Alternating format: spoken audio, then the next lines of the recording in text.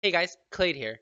So with the first day of BlizzCon 2017 coming to a close, we got to see a lot of the things coming up for World of Warcraft. I'll quickly recap each and what my initial thoughts are. First, Blizzard announced that they want to kill as many memes as Riot Games does and are finally ready to bring back vanilla servers. Eventually, you will be able to pick classic servers, but there might be a fair bit of time before this comes out since they are just announcing the development and have not gone into any specifics. Personally, I don't expect their experience to be exactly the same, and it will be a fine balance that Blizzard has to tiptoe around to provide that authentic vanilla experience while making sure that necessary upgrades are made. Blizzard has also announced the new expansion Battle for Azeroth, which focuses on the conflict between the Alliance and Horde. I'll provide a link to a cinematic trailer below, and I think this expansion will eventually end up going similar to Mob storyline, where it will initially just seem like a conflict between Alliance and Horde, but we'll find out that something else was involved in creating this conflict, such as maybe the Void or Old Gods. There are of course the usual new zones that come out with each new expansion, which for this expansion is the Kul Tiras for Alliance and the Xanalar for Horde. Level cap will be increased to 120, 10 new dungeons, 2 new arenas, 1 new battleground, and 1 new raid initially. But instead of only getting 1 race or 1 class this expansion, we'll be getting at least 6 new allied races. These are what people recently have data mined as sub-races, but these are unique races that have their own racial abilities. You'll unlock these races after a series of quests, and for the Horde, we have the Nightborn, High Mountain Taurens, and the Xanalari Trolls. This is probably the most exciting news for me. My Troll Warrior can finally stand with a straight back. For the Alliance, they'll get Void Elves, Life Force Draenei, and Dark Iron Dwarfs. Blizzard claims that this is just the beginning, so we'll see if they decide to add new allied races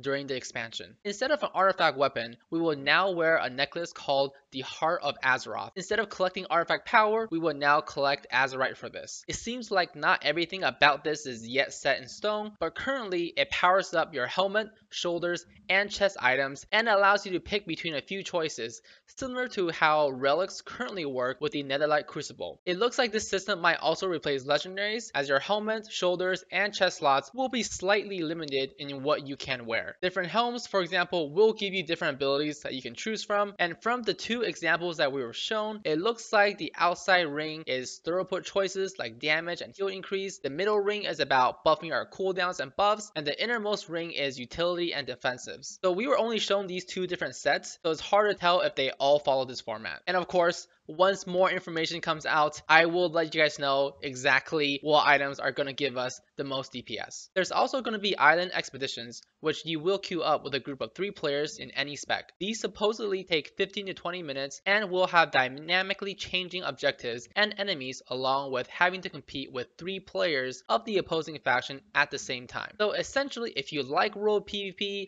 but don't want to be outnumbered when a party of 5 walks around ganking people, this is a great feature for you. Think of this as if Blizzard merged scenarios, Mythic Plus, and 3v3 arenas together. I'm intrigued by the prospect of this, but we'll have to see what Blizzard will add to make this more competitive, if there will be a ladder system involved or not. Last new type of content will be Warfronts. This to me seems very much like Ashran 2.0, except it's only PvE at the moment. You, along with 19 other players, gather resources and train troops to push forward to assault an enemy stronghold. This seems like one of those weekly events that you end up doing because it gives good weekly loot. I'm not too excited about Warfronts at the moment. There are also changes that Blizzard is making to the game that will actually be available in patch 7.3.5, including the new revamped leveling system that allows older zones to scale with a higher range of levels. And this includes dungeons that come with those zones and expansions. This is a great change as many players were often leveling so fast nowadays that you could start a zone at the minimum level and level up so fast that the quests in the zone become grayed out before you even finish. Blizzard has also stated that they are planning more world PvP changes. The first change being that there will no longer be PvP or PvE servers. All servers will essentially be PvE, and if you toggle PvP on,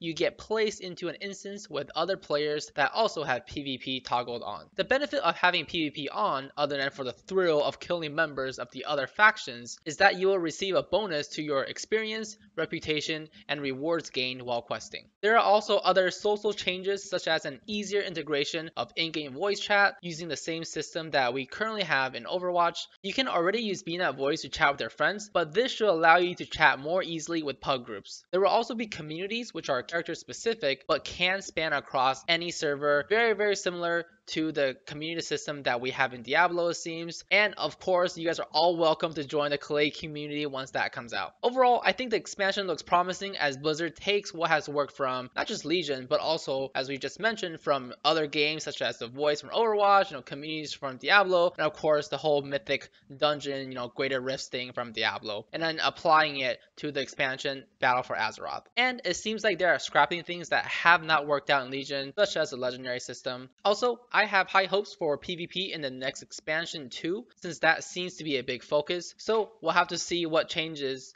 Blizzard plans to have there. Even if we get nothing else in the expansion, I'm finally excited to play a Xanalari troll and be able to have a straight back for my character and show off my chest transmog. And that's it for this quick overcap of BlizzCon. Let me know what new features you guys are looking forward to in the new expansion. If there's any mechanics, any new content that you guys would like me to expand on, let me know down in the comments below. And as always, thanks for checking out the video guys, and feel free to subscribe to see more content.